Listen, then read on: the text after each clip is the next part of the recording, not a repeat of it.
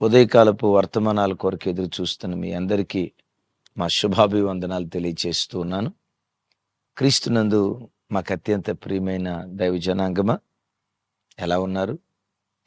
ఈరోజు అరుణోదయం లేచి దేవుని ముఖ దర్శనం చేసుకున్నారా? నిన్నటి దినం అందించబడిన వర్తమానం కొన్ని వేల కుటుంబాలు వినటానికి ప్రభు కృప చూపించారు. ఆ వర్తమానం విని మా ప్రార్థన బలిపీఠాలు తిరిగి కట్టుకుంటున్నాం అయ్యా.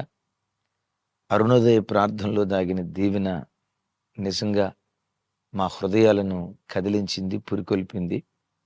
తప్పకుండా ప్రార్థన చేసుకుంటాం అని నిన్న ఎంతోమంది కామెంట్స్ పెట్టారు. ఓ మాట, నేను వర్తమానం విని ఈరోజు ఎంతమంది ఉదయకాలం లేచి ప్రార్థన చేసుకున్నారు? ఈరోజు అరుణోదయపు దినాలు లేచి ప్రార్థన చేసుకున్న బిడ్డలందరూ కింద కామెంట్ బాక్స్లో రాయండి. ఎన్నింటికి లేచారో, ఎంతసేపు ప్రార్థన చేసుకున్నారో. జస్ట్ మీ ప్రార్థన జీవితం ఇతరులకు ఇన్స్పిరేషన్గా ఉండాలి అనే ఆలోచనతోనే కానీ మీరు ఎంతో గొప్ప భక్తిపరులో నలుగురికి చాటి చెప్పాలి అనేది కాదు నా ఉద్దేశం. మీ భక్తి ఇంకా ఇతరులకు స్ఫూర్తిదాయకంగా, అరే నేనెందుకు అలా ప్రార్థన చేసుకోకూడదు అనే ఆలోచన మీ ప్రార్థన ద్వారా వాళ్ళ గుండెల్లో పుట్టించాలి అనేదే నా తాపత్రయం, నా హృదయ భావన. తప్పకుండా నన్ను మీరు అర్థం చేసుకున్నారు, అందుకు దేవునికి మహిమ. మంచిది. ఈరోజు బుధవారం కదా, సాయంకాలం 7 గంటల నుంచి 9:30 వరకు అపోస్తులుడైన పౌలు వారి జీవితంలో నుండి దివ్యమైన పాఠం. ఎన్ని ఆటంకాలు, ఎన్ని అవరోధాలు ఎదురైనా సాగిపో, ముందుకే సాగిపో. ఎన్ని ఆటంకాలైనా అవరోధాలైనా సాగిపో, ముందుకే సాగిపో. ఓ స్ఫూర్తిదాయకమైన జీవితం పౌలు వారిలో నుండి ఈ రాత్రి మనం విందాం. నా చిన్న మనవి, మీకు అవకాశం ఉంటే సాయంత్రం లైవ్ ఇచ్చేటప్పుడు కుటుంబ సమేతంగా పిల్లలను కూడా దగ్గర కూర్చోబెట్టుకొని లైవ్లో ఏమాత్రం అవకాశం ఉన్న భార్య, భర్త, పిల్లలు ఇంటిల్లిపాది కుటుంబ సమేతంగా బుధవారం సాయంత్రం లైవ్ చూడగలరని ప్రేమతో మిమ్మల్ని ఆహ్వానిస్తూ ఉన్నాను.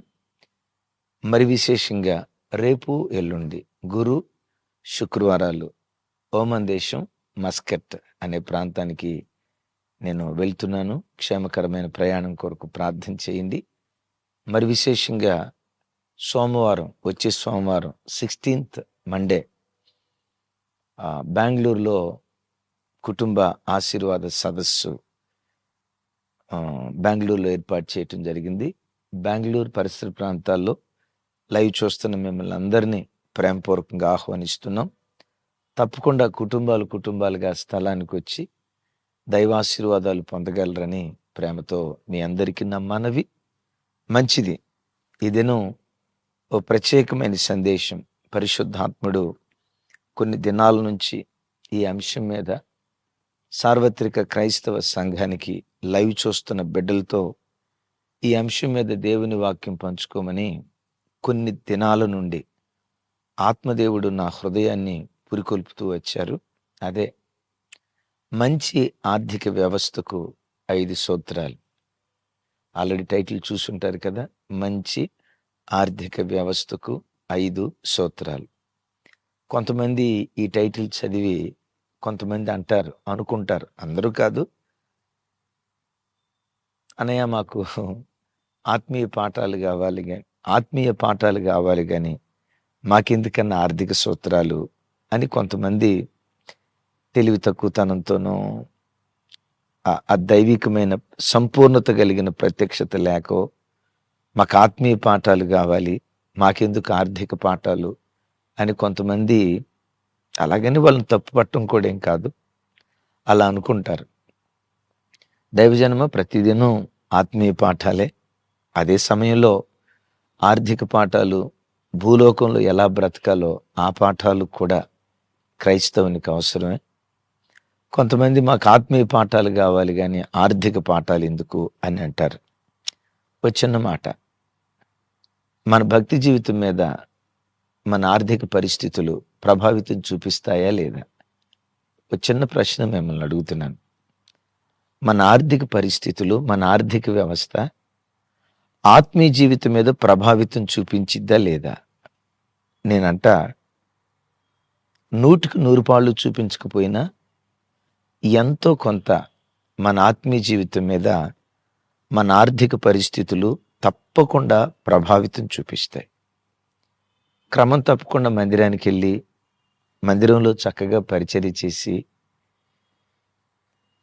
బలమైన ఆత్మీయ స్థితి కలిగి చక్కగా ఉపవాస ప్రార్థనలకు వెళ్తూ కలిగిన దానిలో దేవునికి ఇస్తూ ఆత్మీయ కోణంలో అంతా బాగుండి ఆర్థికంగా మన బ్రతుకులు చితికిపోయిన బ్రతుకులు అనుకోండి, ఏదో ఒక సందర్భంలో ఎంత ప్రార్థన చేస్తున్నా నా ఆర్థిక పరిస్థితులు మెరుగుపరచబట్టలేదే, ఎంత కన్నీళ్లుగా అరుస్తున్నా ఎదుగు బొదుగు లేని జీవితం నా బ్రతుకైపోయిందే, అసలు నా ప్రార్థన దేవుడు అంగీకరిస్తున్నాడా? హృదయంలో ఏదో ఒక మూలన ఏదో ఒక రోజు తప్పకుండా మన మనసును తొలుస్తుంది. అందుకని నేను అంట, నీవు ఐశ్వర్యవంతుడు కావాలి అనేది కాదు నా అభిప్రాయం. దేవుడు తన కృపను బట్టి అలా చెయ్యునుగాక. ఐశ్వర్యవంతులు కావాలి అనేది కాదు, కానీ ఒక మంచి ఆర్థిక వ్యవస్థ కలిగి మన కాళ్ళ మీద మన బ్రతుకుతూ దేవుని కృపను బట్టి మరో చోట చేయి చాచి అడుక్కోకుండా ఓ మంచి ఆర్థిక స్థితిగతులు ప్రతి క్రైస్తవుడు కలిగి ఉండాలి. ప్రత్యేకంగా ఈ ఉదయకాలం వర్తమానం వింటున్న నీవు నీ కుటుంబం కలిగి ఉండాలి అనేదే నా ఆశ. నా హృదయంలో పరిశుద్ధాత్ముడు పెట్టిన ఆ దివ్యమైనటువంటి ప్రేరేపణ. మరోసారి అడుగుతాను, మన ఆర్థిక పరిస్థితులు మన ఆత్మీయ జీవితం మీద ప్రభావితం చూపిస్తాయా లేదా? ఎంతో కొంత కింద కామెంట్ బాక్స్లో రాయండి. కొంతమంది అంటారు, బైబిల్లో పేదలాజరు లేడా? ఆ ధనవంతుని బల్ల మీద నుంచి పడిపోయే రొట్టె మొక్కలు తిని కూడా దేవుని పట్ల భయభక్తులు కలిగి బ్రతకలేదా? బ్రతికాడు. బ్రతుకుదాం అలా. ఒకవేళ దేవుడు ఆ స్థితి మనకు అనుమతిస్తే ఆ స్థితిలోనే తృప్తిగా బ్రతుకుదాం. కానీ ఆ స్థితిలో నుండి బయటకు రావటానికి అవకాశాలుంటే ఎందుకు మనం ప్రయత్నం చేయకూడదు అనేది నా ప్రయాస, అనేదే నా మనసులో దేవుడు పెట్టినటువంటి భావన. ఎంత పేదలాజరైనా ఏదో ఒక సందర్భంలో మనసులో ఆయాసపడి ఉంటాడు కదా, మనుషులం కదా. తప్పకుండా మన ఆర్థిక వ్యవస్థ ఆత్మీయ జీవితం మీద ఎంతో కొంత తప్పకుండా ప్రభావితం చూపిస్తుంది. తమ్ముడు, చెల్లి, అందుకనే ప్రపంచంలో ప్రతి క్రైస్తవ కుటుంబం ఆర్థికంగా ఒక మంచి ఆర్థిక స్థితిగతుల్లో ప్రతి బిడ్డ బ్రతకాలి. అలా బ్రతకటానికి 5 చక్కటి సూత్రాలు మీతో పంచుకుంటా. మొదటి సూత్రం, పొదుపు నేర్చుకో. ఆదాయానికి మించిన ఖర్చు, రాబడికి మించిన ఖర్చు ఎప్పుడు జీవితంలో ఖర్చు పెట్టడానికి ఇష్టపడు. దేవుడు నీకు ఇచ్చే వారం జీతంలో కానీ, నెలసరి జీతంలో కానీ, దినసరి కూలీలో కానీ ఎంతో కొంత ప్రతి నెల మిగులుబడి పొదుపు చేయటం దేవుని సన్నిధిలో నేర్చుకో. ఎందుకో చెప్పంటారా? కొంతమంది జీవితాల్లో, కొంతమంది బ్రతుకుల్లో పరిస్థితి ఎలా ఉంటుందంటే, ఆదాయం జానెడు, ఖర్చు బారెడు. ఖర్చు ఎంత? ఖర్చేమో బారెడు పెడతారు, ఆదాయం చూస్తే జానెడు. మా తెలంగాణ భాషలో చెప్పాలంటే చారాన కోడికి బారాన మసాలా. ఆదాయానికి మించి విపరీతమైన ఖర్చులు పెట్టి అప్పులు పాలైపోయి ఆర్థికంగా చితికిపోయి మా దేవుడు మమ్మల్ని ఆశీర్వదించలేదు, మేము ఇంత కష్టపడ్డా ఇంత ప్రయాసపడ్డా మందిరానికి వెళ్ళి ఇంత క్రమంగా బ్రతుకుతున్నా మా దేవుడు మమ్మల్ని దీవించలేదు అని దేవుని మీద వెక్కసపడే ప్రజలు క్రైస్తవ కుటుంబాల్లో ఎంతమంది లేరు? వాళ్ళు కష్టపడ్డది నిజమే, దేవుని మందిరంలో పరిచర్య చేసింది నిజమే, దేవుడంటే పిచ్చి ప్రేమ ఉన్నది కూడా నిజమే. కానీ ఆ కుటుంబాలు ఎందుకు పతనమైపోయాయో తెలుసా? ఆర్థిక క్రమశిక్షణ లేకపోవటాన్ని బట్టి చాలా కుటుంబాలు పతనమవుతూ వచ్చాయి. నేనంట, ప్రతి నెల ఓ 30,000 రూపాయల జీతగాడివా, ఆ 30,000 రూపాయల జీతంలో ప్రతి నెల కనీసం ఒక 5,000, ఒక 5,000, ఒక 7,000 ఎంతో కొంత మిగులుబడి, ఎంతో కొంత పొదుపు చేయటం నేర్చుకో.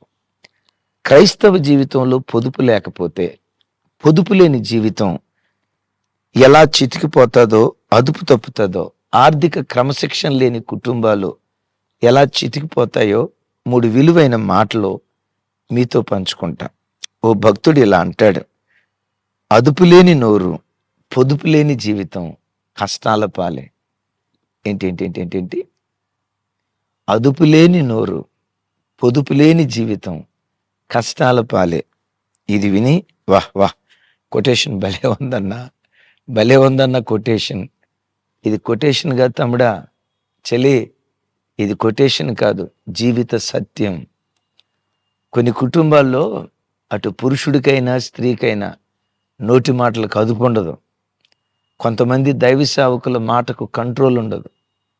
కొంతమంది విశ్వాసులు అదుపు లేకుండా ఎంత మాట పడితే అంత మాట, ఏ మాట అంటానికైనా కూడా భయపడకుండా ఇలాంటి పనికిమాలిన మాటలు మాట్లాడటానికి సాహసించే వ్యక్తులు ఉంటారు.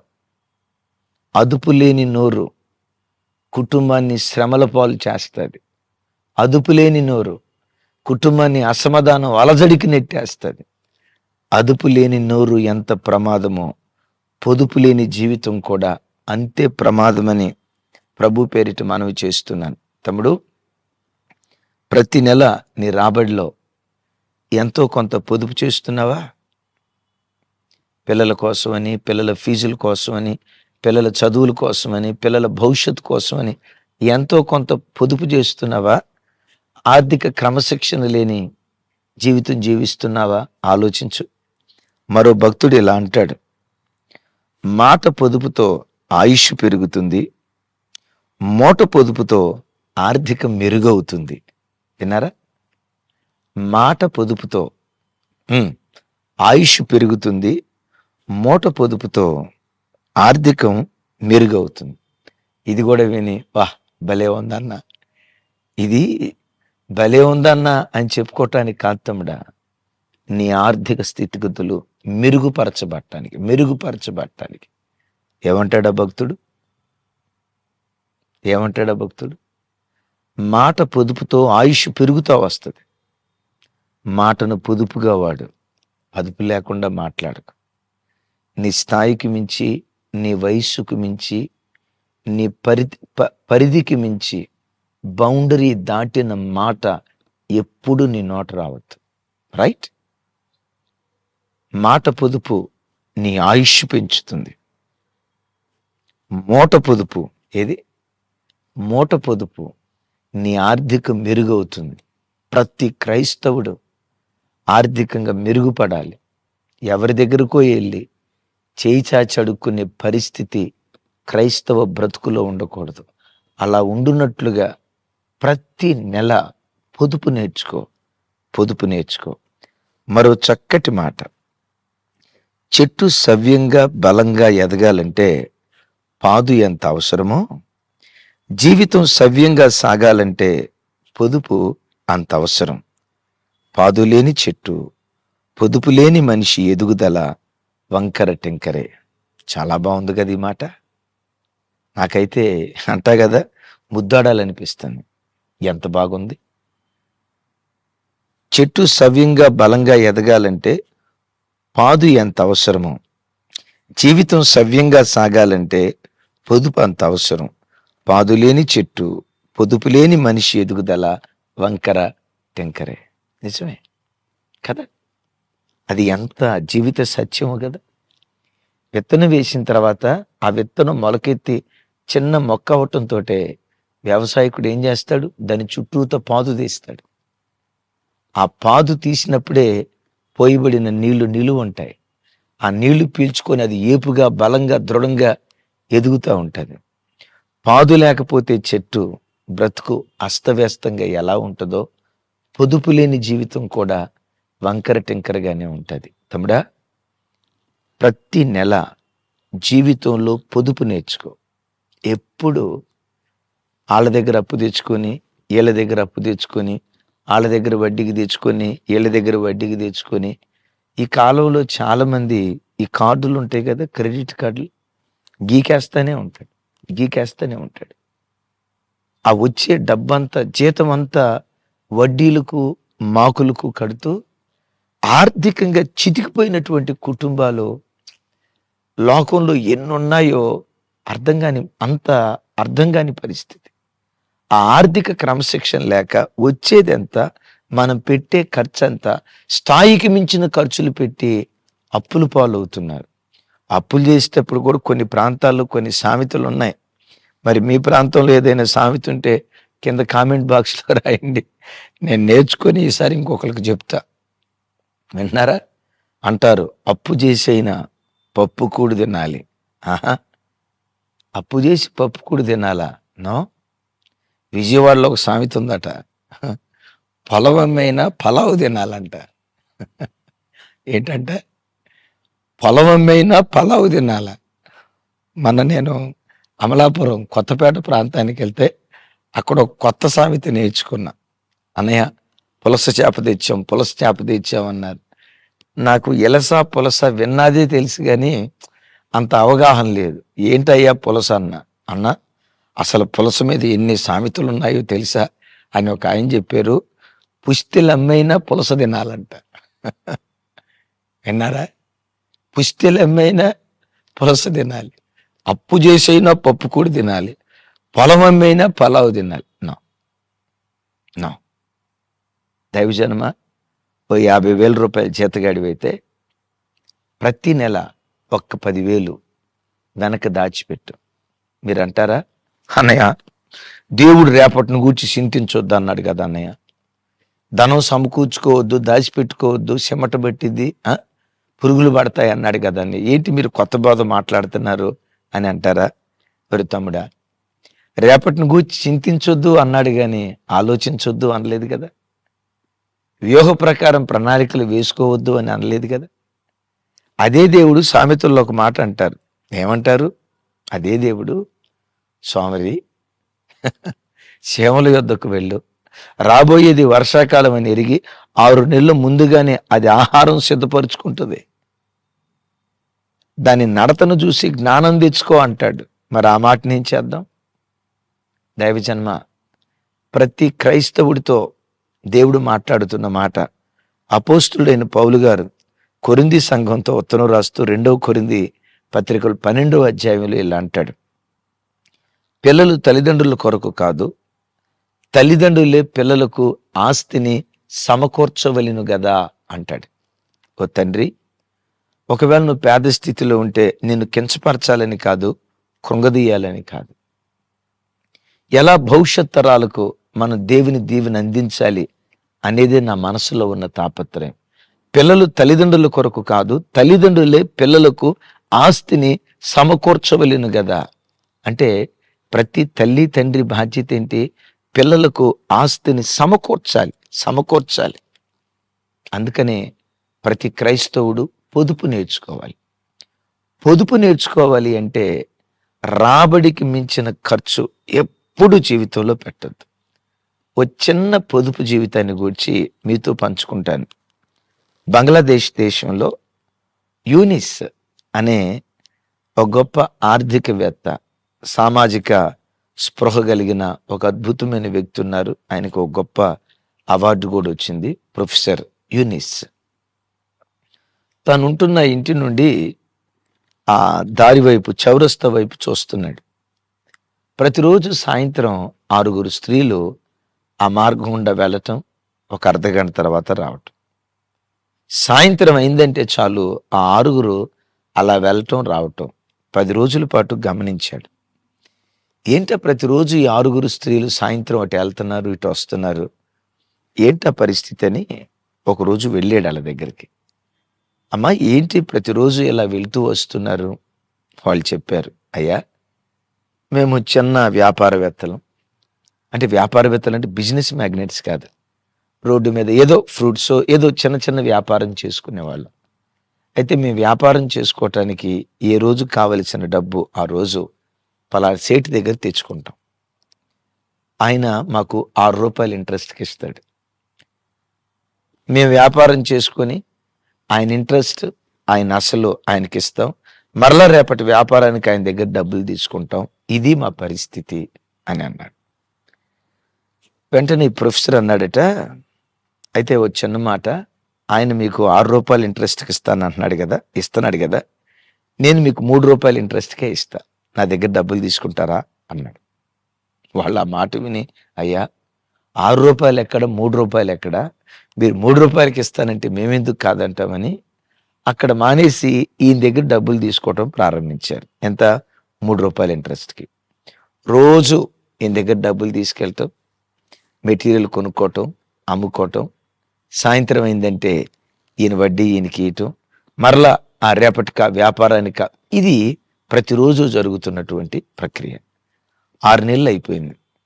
యూనిస్ అనే ఆయన ఈ 6గురిని ఆ సాయంత్రం అన్నాడట, రేపు సాయంత్రం మీరు మీ కుటుంబాలతో కలిసి మా ఇంటికి భోజనానికి రండి, మీ అందరికీ మంచి భోజనం పెడదాం అనుకుంటున్నాను, తప్పకుండా రండి అన్నాడట.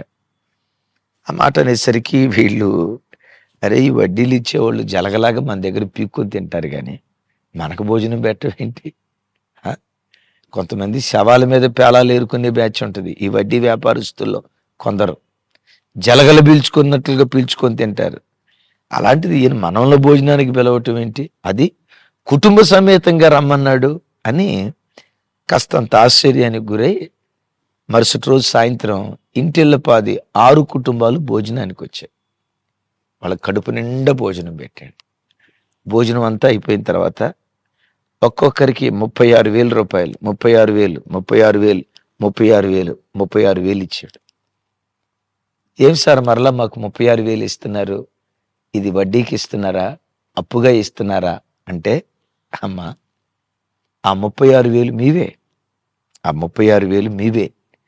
నాకు నెల నెల రోజువారీ ₹3 ఇంట్రెస్ట్ ఇచ్చారు కదా, మీరిచ్చిన డబ్బులే నేను జాగ్రత్త చేసి దాచిపెట్టాను, 36,000 నేను వడ్డీ వ్యాపారస్తుని కాదమ్మా. మీకు పొదుపైన జీవితం, పొదుపును గూర్చి నేర్పటానికి మీరిచ్చిన డబ్బునే వడ్డీ రూపంలో తీసుకొని మీ డబ్బే మీకు ఇస్తున్నాను. నేను వడ్డీ వ్యాపారస్తుని కాదు, పేదల రక్తంతో పేదల సమాధుల మీద నా భవంతులు కట్టేవాడిని కాదు. ఇదిగో 6 నెలల్లో 36,000 మీ డబ్బు. చూసారు, రోజుకొచ్చి నెలకొచ్చి ₹6,000, ₹6,000, నెలకొచ్చి ₹6,000 మీ కష్టార్జితంలో నేనే దాచిపెట్టాను. ఈ 36,000 మీ డబ్బులు మీరు తీసుకోండి, పొదుపు నేర్చుకోండి అని భర్తకు, భార్యకు, పిల్లలకు, 6 కుటుంబాలకు పాఠం నేర్పాడట. అద్భుతం. ఆ 6 కుటుంబాలు ఆయన ఇచ్చిన సూచన పాటించడం ప్రారంభించి ఒబ్బిడిగా జీవితాన్ని కట్టుకుంటూ ఆర్థిక వ్యవస్థను నిర్మించుకోవటం ప్రారంభించారట. కొన్ని సంవత్సరాల్లోనే ఆ కుటుంబాలు చక్కటి స్థితిమంతపు కుటుంబాలుగా స్థిరపడి ఒకప్పుడు చాచే చేతులు ఇప్పుడు ఇచ్చే చేతులుగా మారిపోయాయట. ఆయనకు నోబెల్ ప్రైజ్ ఏదో ఇచ్చినట్టున్నారు. Professor Younis. పొదుపు పొదుపు పొదుపు. తమ్ముడు, భక్తి జీవితం మీద ఆర్థిక వ్యవస్థ చాలా ప్రభావితం చూపిస్తుంది. ముగించే ముందు ఓ చిన్న మాట లేఖనాల్లో నుంచి మీకు జ్ఞాపకం చేస్తాను. సామెతల గ్రంథం 21వ అధ్యాయం 20వ వచనం, విలువగల ధనమును నూనెయు జ్ఞానుల ఇంట నుండును, బుద్ధిహీనుడు దానిని వ్యయపరుచును. జ్ఞానుల ఇంట విలువ కలిగిన ధనము, నూనె ఉంటదట. బుద్ధిహీనుడు దాన్ని వృధాగా వ్యయపరుస్తాడట. అతి ఖర్చు చేసేవాడు బుద్ధిహీనుడు, ఆదాయానికి మించి ఖర్చు చేసేవాడు బుద్ధిహీనుడు, పొదుపు చేతగాని వాడు బుద్ధిహీనుడు. వాక్యం చెప్పకనే చెప్తుంది. జ్ఞానులు ఇంట విలువ కలిగిన ధనము, నూనె ఉంటుంది. కొన్ని కుటుంబాల్లో చూడండి, నూనె పొదుపుగా వాడరు. నన్ను ఎవరు ఏమనుకోవద్దు. కొన్ని గృహాల్లో ఇంట్లో ఉండేది ఇద్దరు. నూనె నెలకొచ్చి 10 కిలోలు, ఇంట్లో ఉండేది 3. వాళ్ళు తినేది ఇంతే, చెత్త కుప్పలో పడేసేది ఇంత. భర్త అంటాడు, ఏమ్మా నీకు కొలత తెలియదా, ఎందుకు అట్లా అన్నం బయట పడేస్తున్నావు అంటే, కొంతమంది తల్లులు ఏమంటారు తెలుసా, నాకు తెలియదుగా, నీకు నువ్వు గొలిసి చూపించాయా. నాకు ఈయన అంటాడు, అమ్మా ఆ కుక్కలకి వేస్తున్నావు అన్నం, చెత్త కుప్పలో పడేస్తున్నావు, ఎందుకు అట్లా వేస్తా. మీకు తెలుసా, కొన్ని కుటుంబాల్లో ఎంత బియ్యం పోయాలి కొలత భర్త చెప్తాడు, కొలత నూనె కొలత భర్త చెప్తాడు, కందిపప్పు కొలత భర్త చెప్తాడు. అట్లాగని మీరు అట్లా ఉన్నారా నేను అన్నారు తల్లి. ఎక్కువ శాతం బుద్ధిహీనులై నూనె పోస్తానే ఉంటారు. కొంతమంది వాళ్ళ భోజన పంక్తిలో కూర్చుంటే ఆ కూరలో నూనె అట్లా తేలియాడుతూ ఉంటుంది, ఆ నూనెలో కరివేపాకు ఈత కొడతా ఉంటుంది. వింటారా, టమాటా తొక్కలు నూనెలో ఈత కొడతా ఉంటాయి. అరే ఇంత కూరకి ఎంత నూనె పోయాలి, ఆ జ్ఞానం ఉండదు. బుద్ధిహీనుడు. వాక్యం ఏమంటుంది, విలువ కలిగిన ధనము నూనె జ్ఞానుల ఇంట ఉండును, బుద్ధిహీనురాలు దాన్ని వేయపరుచును అని రాసి ఉంటుంది. తమ్ముడు, అదుపు లేని నోరు, పొదుపు లేని జీవితం కష్టాల పాలు చేస్తుంది. దేవుని ఒక మాట అడుగు, దేవా మీరు నాకు ఇచ్చిన దాన్ని ఎలా జ్ఞానంగా వాడుకోవాలో ఆ జ్ఞానం దయచి. నా పిల్లలకి నేను అప్పులు మిగల్చకూడదు, మా నాన్న మమ్మల్ని అప్పులు బాలు చేసి చచ్చిపోయాడు అన్న చెడ్డ పేరు భక్తిపరుడా నీకు రాకూడదు. నీ పిల్లలు అనాలి, మా అమ్మా నాన్న మాకు అప్పులు మిగల్చలేదు, కానీ వాళ్ళకి కలిగిన దానిలో కొంత ఆస్తి మిగిల్చి వెళ్ళారు. ఆ మాట నీ పిల్లలు నిన్ను గూర్చి మాట్లాడుదురుగాక. మంచి ఆర్థిక వ్యవస్థకు నంబర్ 1 పొదుపైన జీవితం అత్యవసరం. రేపు తతిమ 4 విషయాలు నేను మీతో పంచుకుంటాను, తప్పకుండా వినండి. నా ఆశ, నా ప్రార్థన, భూమి మీద ప్రతి క్రైస్తవుడు అప్పిచ్చేవాడిగా ఉండాలి, కానీ అప్పు చేసుకోకూడదు. మన బ్రతుకులు అప్పుల పాలు కాకూడదు. దేవుడట్టి కృపతో నిన్ను నీ కుటుంబాన్ని నిలవబెట్టును గాక. ప్రార్థన చేస్తాను, ఏకీభవిస్తారా? సర్వశక్తి గల తండ్రి, సకల ఆశీర్వాదాలకు కారణభూతుడా మీకు స్తోత్రాలు. మీ సన్నిధిలో ఈ ఉదయకాలం ఓ దివ్యమైన వర్తమానం ద్వారా మాట్లాడావు. అవునయ్యా, మాకు ఆర్థిక క్రమశిక్షణ ముఖ్యం, పొదుపైన జీవితం మాకు ముఖ్యం. దాని కొరకు మేము ఎలా బ్రతకాలో మొదటి ఆర్థిక సూత్రాన్ని మాకు నేర్పినందుకు స్తోత్రాలు. అదుపు లేని నోరు, పొదుపు లేని జీవితం, ఈ 2 ప్రమాదకరమే. మాతో మాట్లాడిన మాటకై స్తోత్రాలు. ఈ వాక్యం విన్న ప్రతి బిడ్డ పొదుపైన జీవితం నేర్చుకుందురుగాక, ఆడంబరాలకు దూరంగా బ్రతుకుదురుగాక, పిల్లలకు అప్పులు కాదు ఆస్తిని మిగిల్చే తల్లిదండ్రులుగా ఒక్కొక్క తల్లిని తండ్రిని యేసు నామం పేరిట బలపరుచుదురుగాక. ఎవరు ఆర్థిక సమస్యల్లో, అప్పుల సమస్యల్లో చితికిపోతున్నారో మీ నామ ఘనత కొరకై వారికి విడుదల దయచేసి మహిమ పొందండి. నీ పేరు పెట్టబడిన నీ పిల్లలు అప్పిచ్చేవారిగా ఉండాలి, అప్పు చేసుకునేవారిగా బ్రతకూడదు. ప్రతి ఆర్థిక బంధకాలు తెంచబడాలి, అప్పుల బంధకాలు తెంచబడాలి. ఇచ్చేవారిగా ఒక్కొక్క బిడ్డను మీరు నిలవబెట్టి మహిమ పొందం. సమస్త ఘనతలు మీకే ఆరోపిస్తూ యేసు నామం పేరిట ప్రార్థించి పొంది ఉన్నాం తండ్రి, ఆమేన్. తండ్రి అయిన దేవుని ప్రేమ, కుమారుడైన యేసుక్రీస్తు వారి దివ్య కృప, పరిశుద్ధాత్మ దేవుని సహవాసం మనకు సకల పరిశుద్ధులకు సదా తోడయుండి నడిపించునుగాక. ఆమేన్, ఆమేన్, ఆమేన్. ఈ రాత్రి కలుసుకుందాం 7ంటికి. ఎన్ని కష్టాలైనా అవరోధాలైనా ముందుకే సాగిపో. Thank you.